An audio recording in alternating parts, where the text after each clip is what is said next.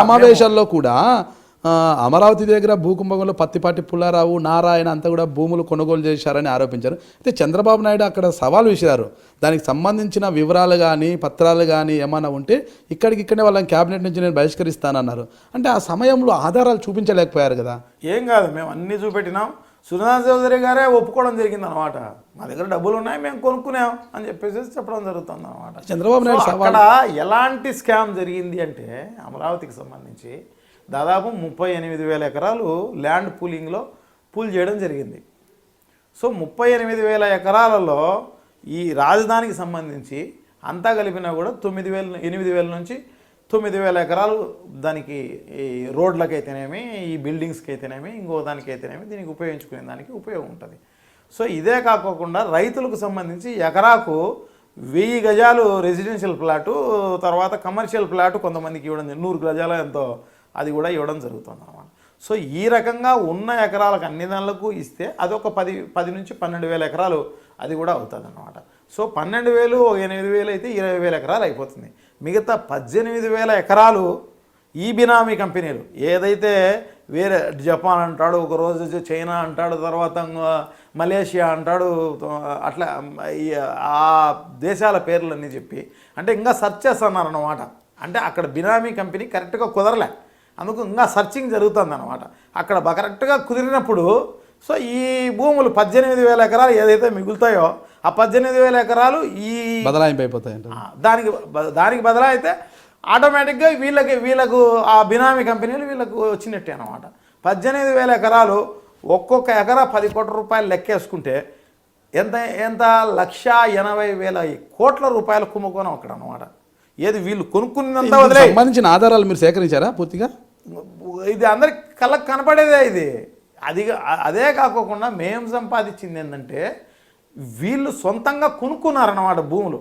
అంటే ఇది land pooling లేకపోతుంది, so ఇది గవర్నమెంట్ టేక్ ఓవర్ చేస్తుంది అని చెప్పేసి వాళ్ళు భయపెట్టి తక్కువ డబ్బులకు తీసుకునే కార్యక్రమం అంతా చేసిన అన్నమాట. ఈ నారాయణ గారు అయితేనేమి, తర్వాత సుజనా చౌదరి గారు అయితేనేమి, మురళీమోహన్ గారు అయితేనేమి, పత్తిపాటి పుల్లారావు గారు అయితేనేమి, ఇటువంటి సో కాళ్ళు వీళ్ళందరూ కూడా అక్కడ నారావారి కుటుంబం అయితేనేమి వీళ్ళందరూ కూడా బినామీ పేర్లతోటి ఇంకోరితోటి అక్కడ అక్వైర్ చేయడం జరిగింది. సో ఈ అమరావతి వచ్చిన తర్వాత దానికి అంటే రాజధాని వచ్చిన తర్వాత రేట్లు పెరుగుతాయనేది వాళ్ళ ఉద్దేశం. సో అట్లా కూడా కొన్ని లక్షల కోట్ల రూపాయలు వీళ్ళందరూ తినే కార్యక్రమం చేస్తారన్నమాట. అదే కాకోకుండా ఈ రకంగా కూడా 1,80,000 కోట్ల రూపాయలు చేతులు మారిపోయే కార్యక్రమం జరుగుతుంది. ఈ రోడ్లు అన్నీ వేసేదానికి, బిల్డింగ్లు కట్టడానికి 25,000 కోట్ల రూపాయలు అయితే రాజధాని కంప్లీట్ అయిపోతుంది. ఇది బైఫర్కేషన్ బిల్లులో ఈ రాష్ట్రం విడిపోయేటప్పుడు దాన్ని చేర్చడం జరిగింది. రాజధానికి ఎంత ఖర్చు అవుతుందో అంత డబ్బులు కూడా కేంద్ర ప్రభుత్వం భరించాలి అని చెప్పడం జరుగుతుంది. సో భరించాలి అన్నప్పుడు అది ఉపయోగించుకోవడంలే ఈ వీళ్ళు కేంద్రం నుంచి నిధులు తీసుకోవడంలో రాజధాని కేంద్రాన్ని గట్టిగా అడగడం లేదన్నమాట. వాళ్ళు అడిగి అది తెచ్చుకున్న డబ్బులు ఇది ఖర్చు పెట్టవచ్చు. ఇది ఎవరికో చైనా కంపెనీకి, జపాన్ కంపెనీకి, మలేషియా కంపెనీకి ఇవ్వాల్సిన పనిలే. ఈ 18,000 ఎకరాలు ప్రభుత్వానికి దగ్గర ఉండవచ్చు, ప్రభుత్వమే ఉపయోగించుకుంటుంది. అట్లా కాకోకుండా డెవలప్మెంట్కి ఇస్తే ఈ 18,000 ఎకరాలు ఆ రకంగా వాళ్ళకు అందుకోవాలన్న ఉద్దేశంతో ఆ రకంగా చేయడం జరుగుతుంది. లేకపోతే 25,000 కోట్లు, ఇంకా లేకుంటే ఇంకొక 25,000 కోట్లు కలిసినా కూడా 50,000 కోట్ల రూపాయలు కేంద్ర ప్రభుత్వం భరించాలి.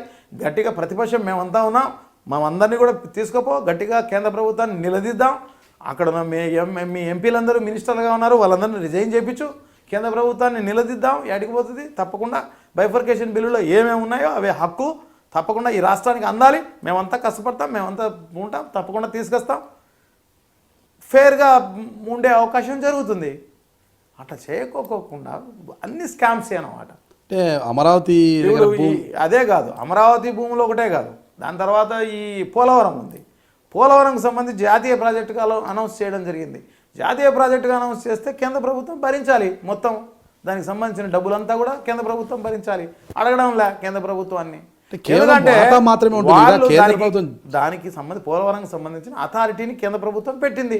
సో దానికి అప్పచెప్పేసేస్తే వాళ్ళే టెండర్లు పిలుస్తారు, వాళ్ళే పూర్తి చేపిస్తారు, వాళ్ళే అన్నీ జరుగుతుంది.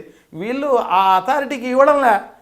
పూర్వం ఎవరైతే రాయపాటి సాంబశివరావు గారు ఉన్నారో కాంట్రాక్టర్గా అతన్నే కొనసాగిస్తూ అతనికి నిజంగా ఫైనాన్షియల్గా ఎంత అర్హత ఉందో, టెక్నికల్గా ఎంత అర్హత ఉందో, తెలియదు కానీ ఎందుకంటే ఒక చైనా కంపెనీ ట్రాన్స్ట్రాయ్ అని చెప్పేసి తీసుకొచ్చి ఆ కంపెనీ పేరుతో టెండర్ తీసుకొని ఆ రకంగా చేసే కార్యక్రమం జరుగుతుందన్నమాట. ఈ స్టేట్ గవర్నమెంటు రాయపాటి సాంబశివరావుకు మేలు చేయాలనో ఆ ద్వారా సబ్ కాంట్రాక్టర్లైనా మిగతా సీఎం రమేష్ లాంటి వాళ్ళు ఇంకొకరు ఇటువంటి వాళ్ళందరికీ మేలు చేయాలనుకుంటున్నారో లేకపోతే ఆ డబ్బులన్నీ కూడా మొత్తం చంద్రబాబు నాయుడుకి ఇవ్వాలనుకుంటున్నారో ఏమనుకుంటున్నారో కానీ మొత్తం పైన ఆ ప్రాజెక్ట్ అయితే ముందుకు పోయే కార్యక్రమమే జరగలేదు.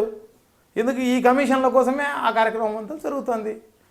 సింపుల్గా ఫెయిర్గా కేంద్ర ప్రభుత్వానికి అప్పచెప్పు, కేంద్ర ప్రభుత్వం కడుతుంది. మనమంతా అడుగుతాం గట్టిగా, ప్రతిపక్షాన్ని కలుపుకొని పోయి అడుగు గట్టిగా. అమరావతి భూముల్లో మీరేమి మీ కుటుంబ సభ్యులు కానీ మీరు కానీ ఏం భూములు కొనలేదంటారా? ఏం లేవు. ఇక్కడ జగన్మోహన్ రెడ్డి గారు ఎక్కడ ఒక సెంటు భూమి రాజధానిలో మీకు భూమి అవసరం లేదంటారా? అవసరం ఉంటే అప్పుడు ఏదన్నా ట్రయల్గా ఎక్కువ డబ్బులు ఇచ్చే కొనుక్కొని ఏదైనా చేసుకునే కార్యక్రమం చేయవచ్చు. ఏదన్నా పార్టీ ఆఫీసు ఇటీవల కాలంలో ఈ పట్టిసీమ కుడికాలకు గండి పడింది. అంటే దాన్ని కూడా వైసీపీ వాళ్ళే చేయించారు, గండి కొట్టి ప్రభుత్వానికి చెడ్డ పేరు తీసుకురావడానికి చంద్రబాబు నాయుడు ఆరోపిస్తుంటారు. ఇది ఎంతవరకు వాస్తవం అంటారు? కూడా అది ఏమంటారంటే మసిబూసి మారేడుకాయ చేసే కార్యక్రమం చెప్పాలన్న ఉద్దేశంతో చేస్తారు తప్ప ఇంకో కార్యక్రమం అదంతా కూడా పట్టిసీమ అనేది దాదాపు 1600 కోట్ల రూపాయలు బడ్జెట్లో పెట్టడం జరిగింది. ఎందుకు అది కూడా కమిషన్లు దాదాపు దాంట్లో లేపాలన్న ఉద్దేశంతో దాన్ని పెట్టడం జరిగింది. దానికి సంబంధించి నువ్వు టెండరు మంచిగా కోట్ చేసే కార్యక్రమం చేసి దాన్ని చేయవచ్చు. దానివల్ల అది కూడా ఏం జరగదు. గోదావరికి సంబంధించిన ఫ్లడ్ టైం ఎప్పుడుందో కృష్ణాకి సంబంధించిన ఫ్లడ్ టైం కూడా సేమ్ టైం ఉంది.